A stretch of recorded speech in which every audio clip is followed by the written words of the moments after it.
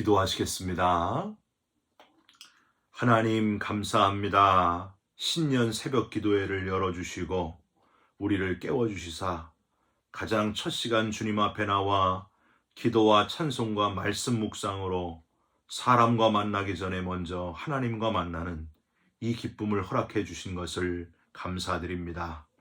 이 시간 세상에서 얻을 수 없는 주의 은혜와 평강으로 채워주시고 슬픔과 아픔이 변하여 기쁨의 찬송이 되는 역사가 일어나게 하여 주시옵소서. 우리 속에 답답하고 괴로운 마음이 다 떠나가게 하시고 샘솟는 기쁨으로 충만하게 채워 주시옵소서. 예수 그리스도의 이름으로 기도 올리옵나이다. 아멘.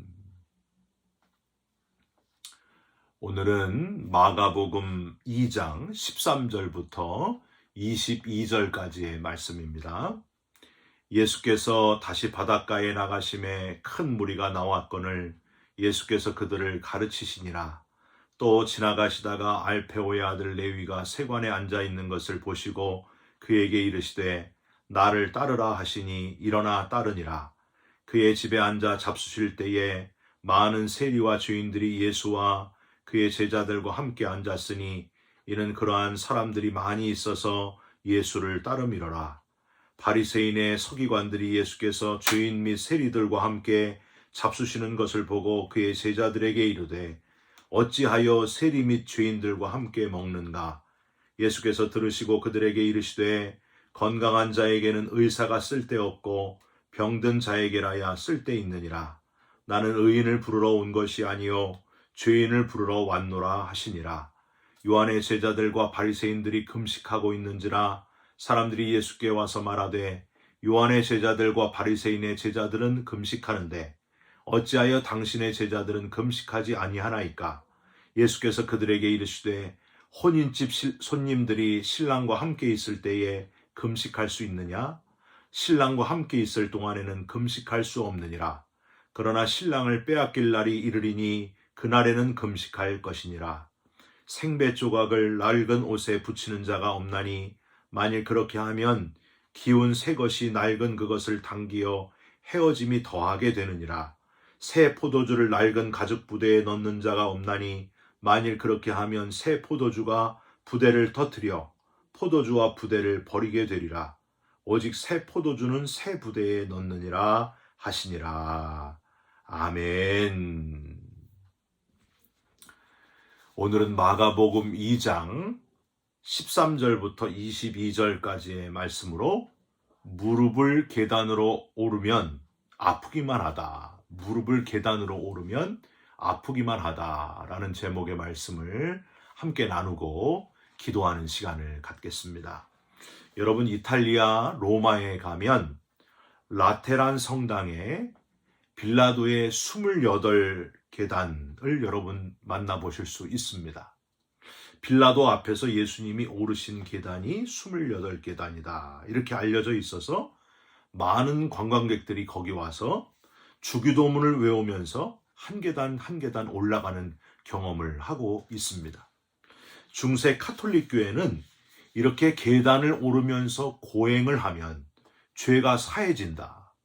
연옥에서의 형벌이 감해진다 하는 말도 안 되는 주장을 하기도 했습니다. 중세 카톨릭 교회의 그 껍데기 신앙, 형식화된 잘못된 신앙의 모습을 여실히 보여주고 있는 모습이 바로 그 계단입니다. 여러분 계단을 무릎으로 올라가면서 주기도문을 경건하게 외워야 죄가 사해지는 것이 아니라 죄 사함은 오직 예수 그리스도의 십자가의 공로로 이루어졌다는 것, 우리는 거저 용서받은 자들이라는 사실을 잊지 마시기를 주님의 이름으로 부탁드립니다. 우리가 뭘 해서 열심히 뭘 해서 구원받은 사람들이 아니라 전적인 하나님의 은혜로 독생자 예수 그리스도를 보내셔서 우리 대신 죽게 하심으로 아무 조건 없이 우리를 구원해 주셨다. 이 놀라운 사실을 잊지 마시길 바랍니다. 은혜라고 밖에는 표현할 길이 없습니다. 선제적 은총이라고 하죠. 무조건적인 하나님의 먼저 베푸시는 은혜로 죄의 용서함을 받았고 우리가 할 일은 믿기만 하면 된다는 거예요. 이렇게 헛된 행동, 무릎으로 계단 오르는 것은 용서받음과 전혀 상관이 없다는 사실을 기억하시기 바랍니다. 그래서 오늘 제목이 무릎으로 계단을 오르면 아프기만 하다라고 만들어 봤습니다. 무릎으로 계단을 오르면 관절염 걸린다. 이렇게 제목을 하려고 했는데 고민했습니다. 이 로마의 라테란 성당의 계단 스칼라 상타를 무릎으로 오르면서 아니 이런 행위로 과연 우리의 죄가 용서받을 수 있는가?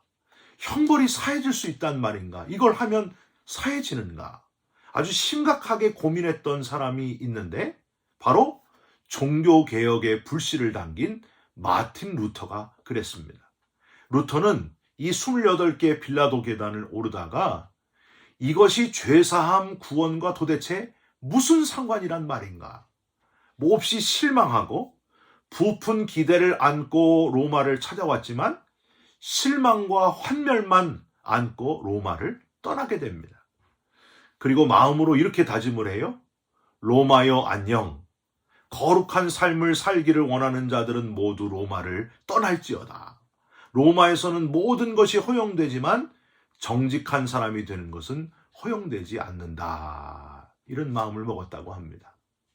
중세 카톨릭의 그 형식적인 모습에 너무 실망한 마틴 루터는 구원과 죄사함은 이런 인간의 어떤 힘든 행동, 고행, 무릎으로 계단을 오르면서 그걸로다가 되는 것이 아니라 오직 하나님의 죄인인 우리를 아무 조건 없이 사랑하시는 하나님의 은혜, 그 은혜 때문에 우리가 다 의롭게 되었다. 그래서 그 은혜를 믿기만 하면 의롭게 된다. 믿음으로 의롭게 된다. 이신칭의를 선포하면서 종교개혁의 불씨를 당기게 됩니다. 사랑하는 성도 여러분, 이 루터가 발견한 하나님의 은혜, 그 은혜로 구원받은 감격이 바로 저와 여러분의 감격이 되시기를 주님의 이름으로 부탁드립니다. 믿음이 분명해지시길 바랍니다. 그래서 이 시대에 루터처럼 또다시 종교개혁의 불씨를 당기는 저와 여러분을 통해서 다시 한번 복음의 본질이 되살아나는 각 교회와 그리고 저와 여러분이 되시기를 간절히 부탁드립니다. 오늘 본문에 예수님께서 바리새인들에게 말씀하고자 하시는 것이 바로 이것이었습니다. 너무나 형식적이고 율법의 틀에 사로잡혀 있는 행위주의자들, 잘못된 경건주의자들인 바리새인들을 향하여 그들에게 귀한 교훈으로 믿음의 본질을 설명하고 계십니다.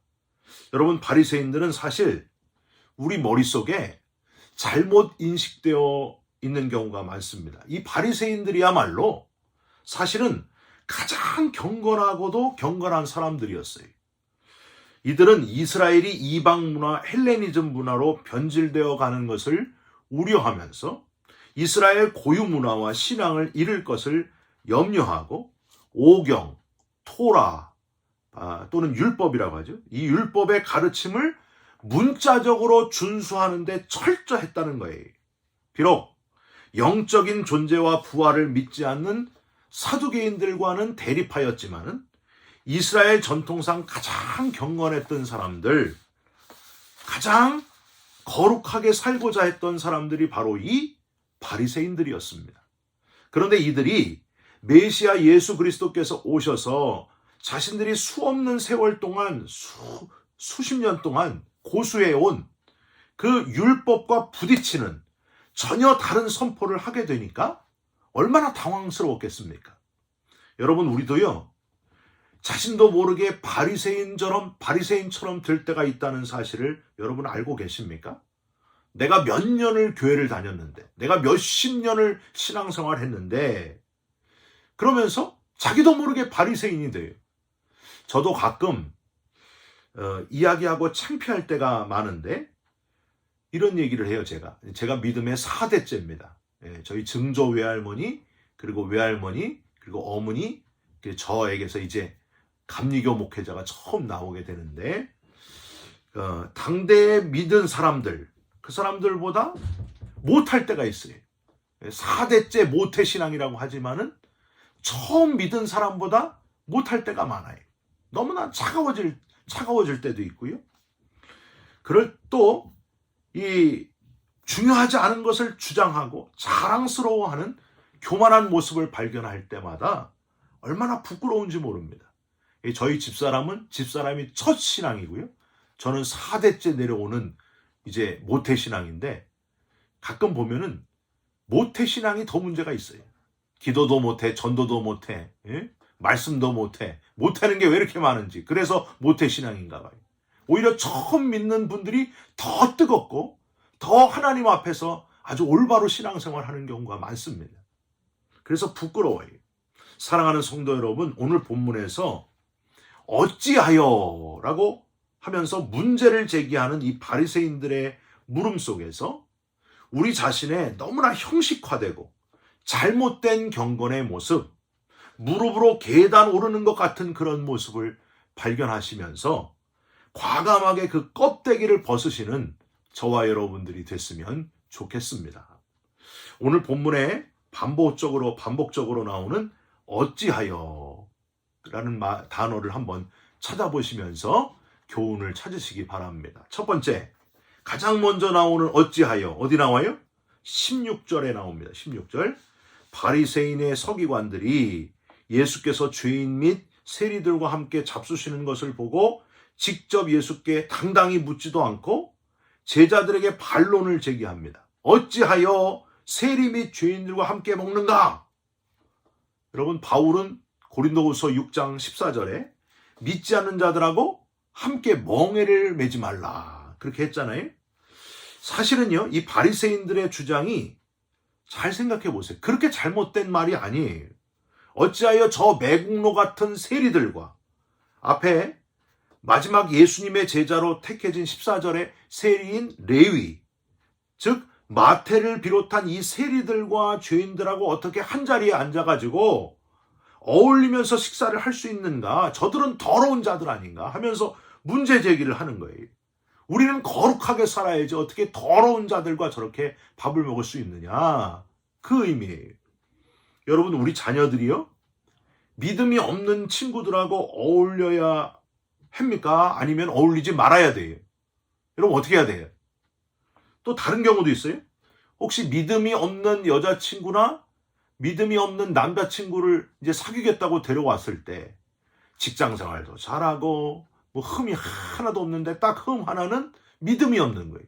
그럴 때 여러분 반대해야 돼요? 안 반대해야 돼요? 또 믿음은 너무 좋은데 직장 생활도 별로 없고 이제 그냥 변변치 않은 그런 사람이 왔을 때 둘 중에 누구를 택해라고 얘기를 해야 돼요. 여러분 고민 됩니까? 안 됩니까? 고민되잖아요. 허락을 해야 되는가 말아야 되는가. 믿지 않는 사람을 데리고 왔을 때, 믿지 않는 친구와 어울릴 때 너 그러면 안 된다. 믿음의 사람들하고 어울려라. 이래야 돼요? 어떻게 해야 돼요? 지금 바리새인들의 첫 번째 어찌하여 라는 그 문제 제기가 바로 그런 질문이었어요. 아주 말도 안 되는 이야기가 아니에요. 그런데 예수님은 이 질문에 이 어찌하여, 첫 번째 어찌하여에 어떻게 대답을 하실까요? 17절. 이게 맞다 혹은 저게 맞다 이러지 않으셨고 건강한 자에게는 의사가 쓸데없고 병든 자에게라야 쓸데있느니라. 나는 의인을 부르러 온 것이 아니요 죄인을 부르러 왔노라 하시니라. 예수님은 대답을 이렇게 하셨어요. 이 땅에 오신 목적으로 대답을 하셨습니다. 기준이 이게 옳다 저게 옳다 그게 아니에요. 기준이 예수 그리스도 메시아, 지금 예수께서 하나님의 아들이요 구원자로 오셨다는 것을 모르는 이 바리새인들에게 뭘 옳고 그르다 판단하지 말고 죄인을 구원하는 것이 복음의 핵심이 아니냐, 이걸 지금 지적하고 있는 거예요. 여러분, 우리는 자칫하면은요 신앙생활 하는데 이렇게 판단하는데 익숙해질 때가 많습니다. 권사가 저러면 되느냐? 집사님인데 저러면 되느냐? 저러면 가짜 집사 아니냐? 장로님인데 저러면 되느냐? 하고서 우리는 판단을 많이 해요. 그래서 자꾸 옳고 그런 거를 따지려고 그래요. 근데 예수님은 거기에 관심이 있지 않으셨다니까요. 예수님이 이 땅에 오신 목적, 영혼을 구원하는 거, 거기에 모든 관심을 집중하셨다는 거예요. 이 바리새인들아, 너희들 지금 이 판단 저 판단 하지 말고 하나님이 사랑하는 아들 독생자를 바로 너희를 위해서, 너희를 구원하기 위해서 보내셨다. 그가 바로 나다. 이게 중요하다. 영혼 구원하는 것이 중요하다. 바로 이걸 강조하고 있는 거예요. 예수님의 관심은 오직 잃어버린 영혼에 있었다고 하는 겁니다. 저들이 세리다. 저들이 아주 나쁜 놈들이다. 그러나 그 영혼도 구원해야 되지 않겠느냐. 그 영혼 살리기 위해서 내가 지금 저들과 밥을 먹는 거다. 너희들의 관심도 바로 거기 있어야 된다. 영혼 구원에 있어야 된다. 저들이 매국노요, 죄인이요, 그럴지라도 그들에게 구원의 길을 열어주는 것, 그게 하나님이 기뻐하시는 일이다. 자꾸 여기저기 판단하지 말고 여기저기 저 사람은 잘못됐다. 저 사람은 또 잘못됐다. 이렇게 판단하지 말고 영혼 구원에 열심을 내라. 구령의 열정을 가지라. 영혼 구원하는 열정을 가져라. 이게 바로 예수님의 대답이셨다고 하는 겁니다. 여러분, 판단을 그치고 예수님의 잃어버린 영혼에 대한 그 열정적인 관심이 바로 저와 여러분의 관심이 되셨으면 좋겠습니다. 어떻게 하면 영혼을 구원할 수 있을까? 어떻게 하면 죽어가는 저 영혼을 정말 안타까워하는 마음으로 기다리시는 하나님의 마음을 만족시킬 수 있을까? 여러분, 올 한 해 2024년 한 해 동안에는 이 하나님의 마음, 영혼을 구원하고자 하는 그 마음이 바로 저와 여러분의 마음이 되시기를 예수님의 이름으로 축원드립니다. 두 번째 나오는 어찌하여를 한번 발견해 보십시오. 18절 끝에 금식 논쟁이 시작되면서 이 어찌하여가 또 나와요. 요한의 제자들과 바리새인의 제자들은 금식을 하는데 어찌하여 당신의 제자들은 금식하지 아니하나이까? 경건에 이르는 중요한 방법이 금식인데 요한의 제자들과 바리새인들의 제자들이 금식하는 것을 보시오. 그런데 왜 당신의 제자들은 금식하지 않습니까? 이렇게 따져 묻는 거예요. 당신의 제자들은 이란 구절에서 우리는 그 묻는 자들의 교만함을 느낄 수 있어야 됩니다. 당당하긴 한데 교만해. 마치 모든 사람들이 보는 앞에서 큰 헌금을 내어놓으면서 사람들로부터 주목받은 사람 누구예요? 부자와 과부가 있었잖아요. 부자가 큰 돈주머니를 탁 헌금함에 넣으면서 사람들에게 주목을 받잖아요. 그런데 과부는 그 가진 것 중에 2렙돈을 몰래 조용히 바치지 않습니까? 여러분, 그 부자에 드리는 헌금의 모습이 바로 여기 금식하는 이 요한의 제자들과 바리새인들이 바로 그 모습이라는 거예요. 사람들이 보도록 눈에 띄도록 금식을 했다는 거죠. 나는 이렇게 거룩하게 보인다. 나는 이렇게 경건하다. 이런 모습으로 지금 금식하고 있다는 거예요. 이사야 58장 3절 이후에 보면 보이기 위한 금식에 대하여 책망하고 금식의 본질에 대해서 가르치신 말씀이 있어요. 우리가 금식하되 어찌하여 주께서 보지 아니하시오며 우리가 마음을 괴롭게 하되 어찌하여 주께서 알아주지 아니하시나이까? 보라, 너희가 금식하는 날에 오락을 구하며 온갖 일을 시키는도다. 보라, 너희가 금식하면서 논쟁하며 다투며 악한 주먹으로 치는도다. 너희가 오늘 금식하는 것은 너희의 목소리를 상달하게 하려는 것이 아니니라. 6절에 내가 기뻐하는 금식은, 이게 중요해요. 내가 기뻐하는 금식은 흉악의 결박을 풀어주며 멍에의 줄을 끌어주며 압제당하는 자를 자유하게 하며 모든 멍에를 꺾는 것이 아니겠느냐. 여러분, 무슨 말씀일까요? 진짜 금식은 선을 행하는 것이다.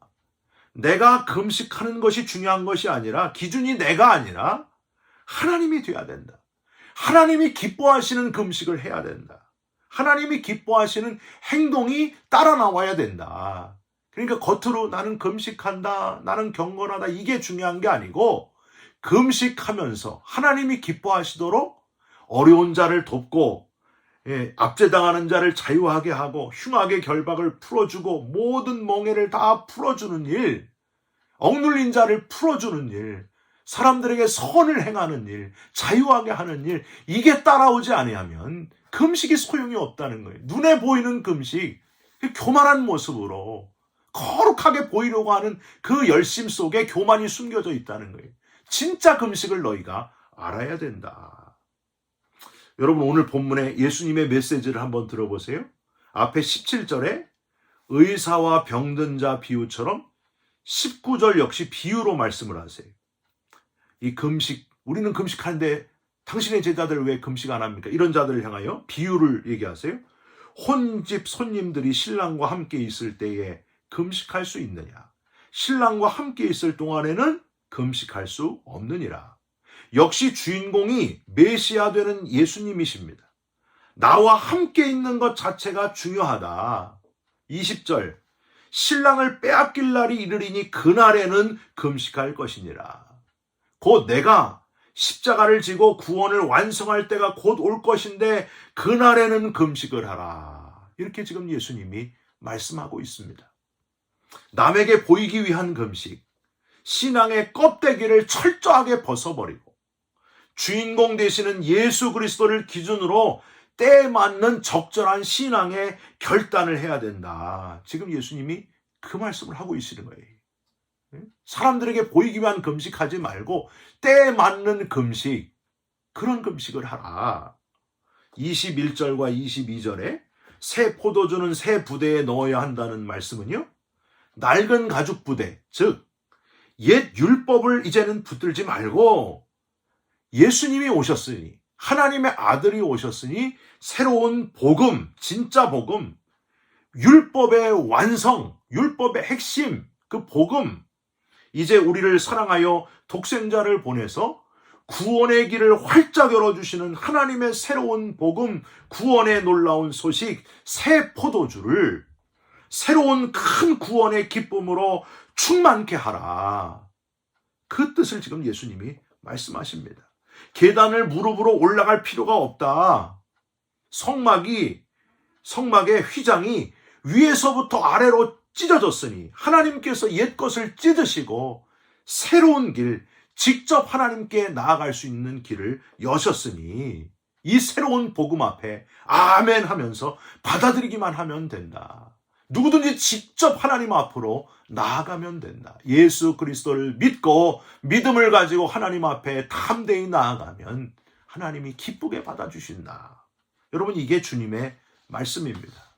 사랑하는 성도 여러분, 보이기 위한 금식, 내가 집사님이기 때문에, 내가 권사이기 때문에, 내가 교회 다니는 사람이기 때문에 남들이 날 어떻게 볼까?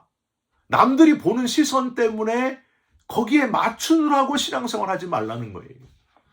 우리는 주로 남 신경을 그렇게 많이 써요. 눈치를 왜 이렇게 많이 보는지 몰라요. 여러분, 사람들의 시선 때문에 신앙생활하는 모습이 있다면은 이 시간에 다 내려놓으시길 바랍니다. 사람들 눈치 볼 필요가 없어요. 우리가 바라볼 분은 오직 한 분, 메시아 예수 그리스도십니다. 갈라디아서 1장 10절, 내가 사람에게 좋게 하랴 하나님께 좋게 하랴. 내가 지금까지 사람의 기쁨을 구하였다면 그리스도의 종이 아니니라. 여러분, 우리의 시선을 오직 주님께 집중하시기를 부탁드립니다. 저는 이 말씀을 어제 이제 묵상하면서 다시 생각을 해보았습니다. 내가 목사로 보이기 위해서 목사답게 행동하고 있지는 않은가? 목사처럼 보이기 위해서, 거룩한 척 보이기 위해서 그렇게 행동하고 있지는 않은가? 사람들이 보는 목사님이 아니라 정말 코람데오, 하나님이 보실 때 하나님이 그래, 넌 목사가 맞다. 너 참 잘하는구나. 여기에 모든 초점이 있어야 되는데 내가 목사로서 사람들이 나를 이렇게 보면 어떡하지? 저렇게 보면 어떡하지? 그렇게 신경 쓰면 안 되겠구나.